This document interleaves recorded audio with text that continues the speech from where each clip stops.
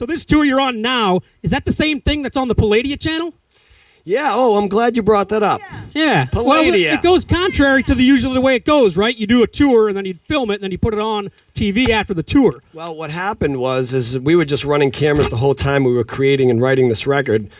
And I gave it to a friend of mine on the West Coast and just, gave him a big box of tapes and said, hey, just make something cool out of this, like the making of a record. But then, between interviews and everything else that was going on, it really became this very cool educational kind of piece on music in general and how important it is in our lives and what a gift it is and how it's built off of nothing more than vibrations and stuff like that. So we put together this 1-hour featured documentary and they started airing it on Palladia TV, which is VH1's HD channel. Right, it's more a premium and it's level, supposedly going to run for the next few months or whatever. And so, yeah, man, people should tune in and TiVo it or do whatever and check it out because it's a really, really great piece. And if they have any questions about this project and what this is about, it's very, very explanatory. So that's more behind the scenes, not so much the tour of what's going on. It's kind of it's all documentary about it. It is the foundation is the making of this album, but it really became much more than that. And when you see it, you'll understand what it's about. It's, all right, it's very cool. Because again, on the surface, it's like you're putting out the concert tour, but I guess I haven't watched it yet, so I shouldn't be commenting about it. And so is that going to be available for purchase at some point at SullyErna.com? Well, I'm not sure. I mean, right now we're just going to let it run its course and see if there's any other networks that may pick it up or whatever, and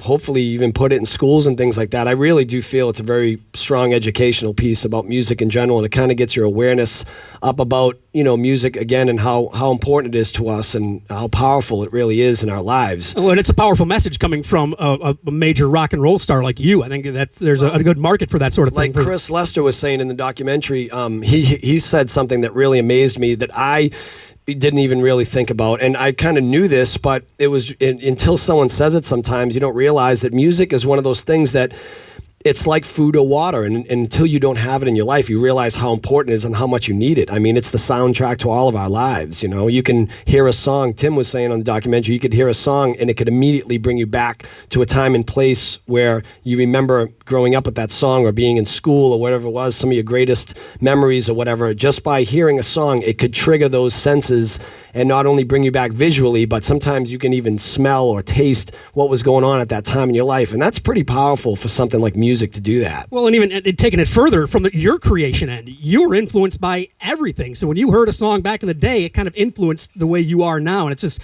one big song, I think, just continues over and over. It sounds a little bit different. It's just one big song. It's everybody hears. So when you're out on tour, are there Godsmack stuff? And if there is, how did you go about working that out with a band that's not Godsmack? Yeah, I wanted to keep the respect factor up for Godsmack as well too, and I promised the guys that I wouldn't be trying to replicate any Godsmack stuff while I was out with this project. But I do Serenity sometimes, at the end of the show, just my personal gift from me to the audience, stuff like that. But I have not incorporated this band into doing Godsmack songs because I just felt like, for one, it doesn't quite fit the same way. Even the acoustic stuff is just a little bit different. This is, I think, a little bit more authentic, more towards a world music genre, but with a modern edge to it. So it was just important that that we promote this thing for what it is. Right. And not kind of cross the two. But yet agnowledge why you're there in the first place. I want people to transition, that there's a transition happening here too. So I think it's important that we walk the fans through that transition so they're not just one day seeing me as the guy from Godsmack and the next day seeing me sitting at a piano going, what are you doing sitting at a piano? Well, I've read reviews already from your shows that people have no idea what's going on. Former lead singer of Godsmack, and I'm like, do you guys read? Do you know what's going on? He's still the lead singer, but are you dealing with some of those misconceptions out there? Like, what the hell? Why did he leave the band? Well, yeah, but I never announced that I was breaking. Right, it's just people don't think about it. And whenever I tell the people all the time, listen, it's clearly not the end or whatever. Godsmack is a great band for what it is, and I love my guys. We're getting along great. Everyone's well and healthy and doing just fine, But like I said, sometimes you just need to detach, and in order to grow musically and creatively, you have to sometimes, you can't eat chocolate ice cream all the time. Once in a while, you need vanilla. Well, you don't always hang out with your brothers and sisters. There's other people to hang out with, and you can always come back to that. And you know family. what up with these awesome, talented musicians that we put together in this project, right? Yeah, that's right. I mean, There's a world of really great, talented people out there that just never been discovered to that level yet. And I'm so honored to have these people surrounding me. They make me a better person. They make me a better musician every day. So I'm so blessed to have people like this available for me to play with. So yeah, we appreciate you again coming in. Thank you guys. That was nice. You guys just saw a little moment there. Avalon available now tomorrow night. House of Blues. You got another song? You got one more you want to do? Yeah, we're gonna do the current single song called "Eyes of a Child." All right, bring it. See if I can mess this one up again.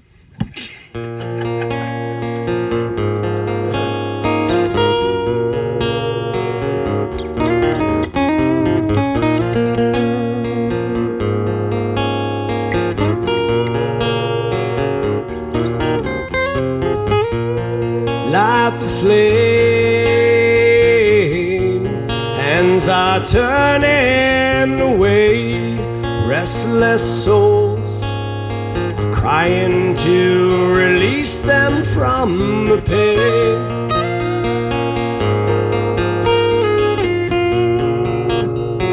They can't take the pain, no.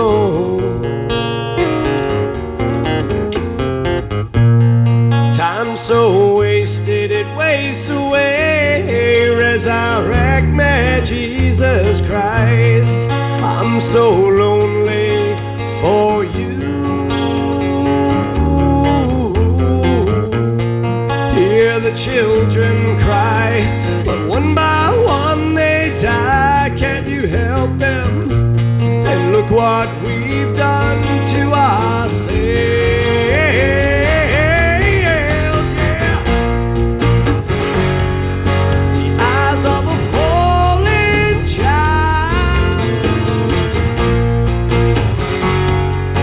Taking away the innocence of life. Deliver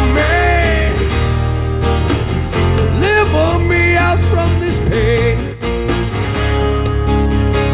and I will live through you again. Oh, through the eyes of a child.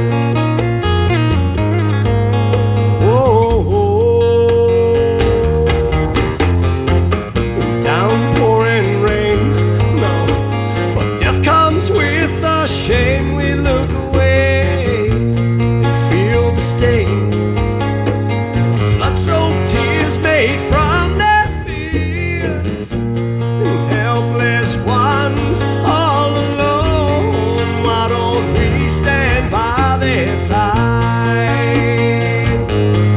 Oh, by their side, yeah. Eyes of a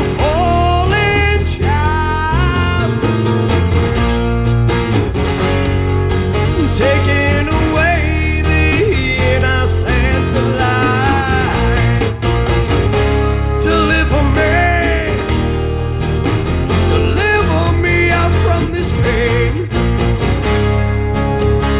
and I will live through you again,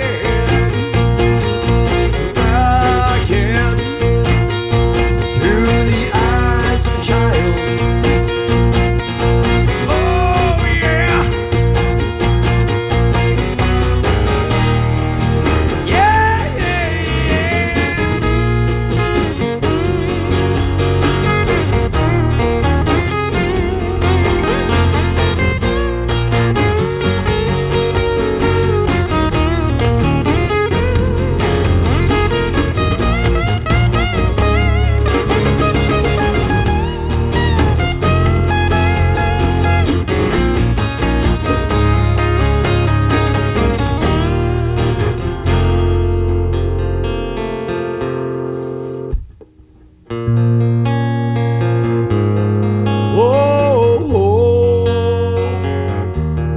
Eyes of a child.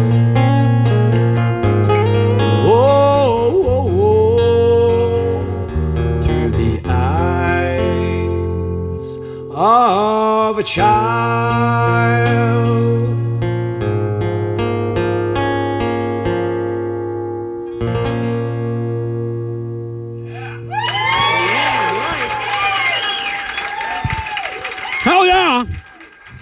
live from 95 Will Rock Studio East. Watch it live at 95willrock.com. Thanks to Vision 4 Films and New Tech TriCaster. Are you already accumulating material for a follow-up album? Is that already in the works? Sorry? Accumulating a material for a follow-up? I mean, is there going to be another?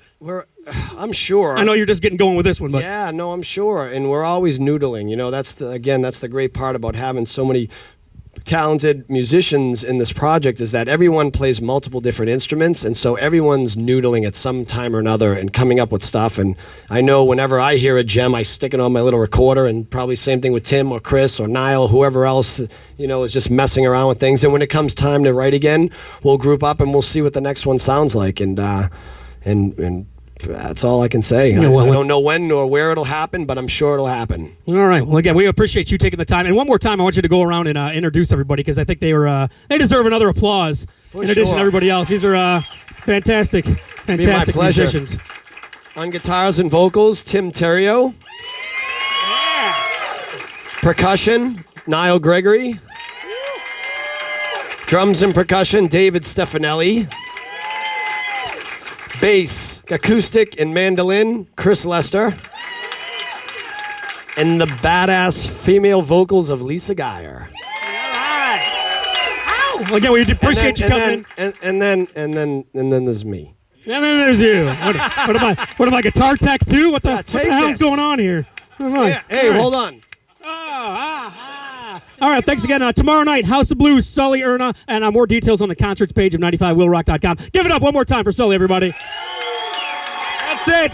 That's it from 95 Will Rock Studio East. We're out.